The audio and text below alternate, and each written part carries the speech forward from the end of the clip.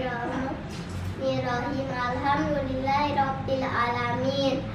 Wassalatu wassalamu ala asyrafil wa anbiya'i wal mursalin Sayyidina Muhammad wa ala alihi wa sahbihi ajma'in.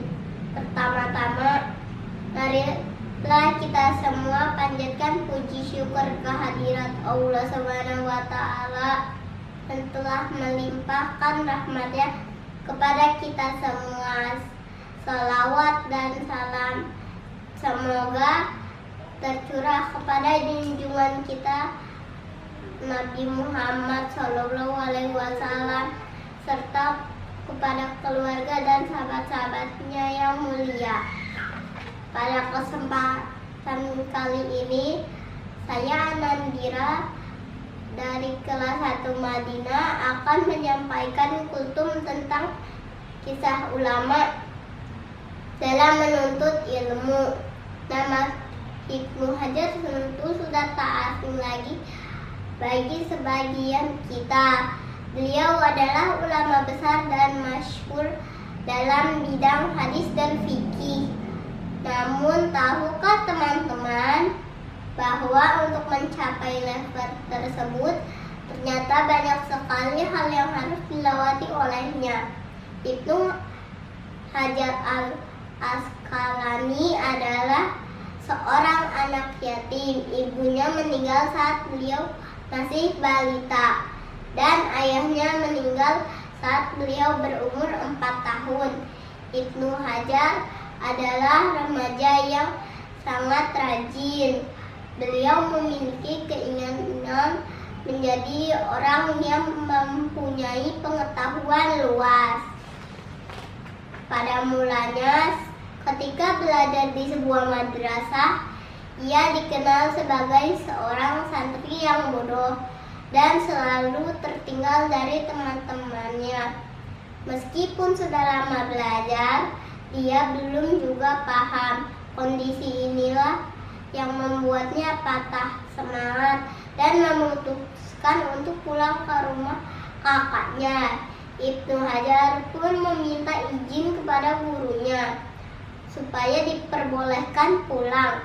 Dengan berat hati, sang guru membolehkan Ibnu Hajar pulang, tapi sambil berpesan agar Ibnu Hajar tidak berhenti belajar. Akhirnya Ibnu Hajar pulang ke rumah. Di tengah perjalanan, hujan turun dengan lebat. Dia terpaksa berteduh dalam sebuah goa. Pada saat di goa, dia mendengar suara gemericik air. Lalu dia mendatangi sumber suara tersebut. Ternyata itu suara gemericik air yang menetes pada sebongkah batu yang sangat besar. Batu besar itu berlubang karena telah bertahun-tahun terkena tetesan air. Melihat batu yang berlubang tersebut, akhirnya Ibnu Hajar merenung. Dia berpikir batu yang besar dan keras ini lama-lama berlubang hanya karena tetesan air. Kenapa aku kalah dengan batu? Padahal akal dan pikiranku tidak sekelas batu. Itu artinya aku kurang lama belajar dan tekun belajar. Setelah berpikir, akhirnya Ibnu Hajar kembali lagi ke pondok untuk menemui sang guru. Ia pun belajar lagi dengan penuh semangat. Usaha tersebut tidak sia-sia. Dia berhasil menjadi orang alim, bahkan dapat mengarang beberapa kitab. Dari asal mula cerita batu di dalam goa inilah kemudian beliau diberi sebutan Ibnu Hajar anak batu.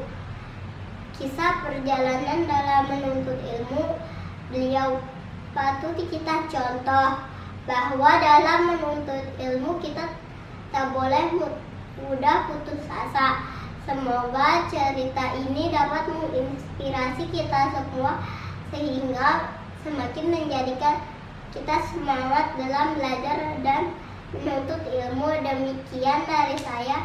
Assalamualaikum warahmatullahi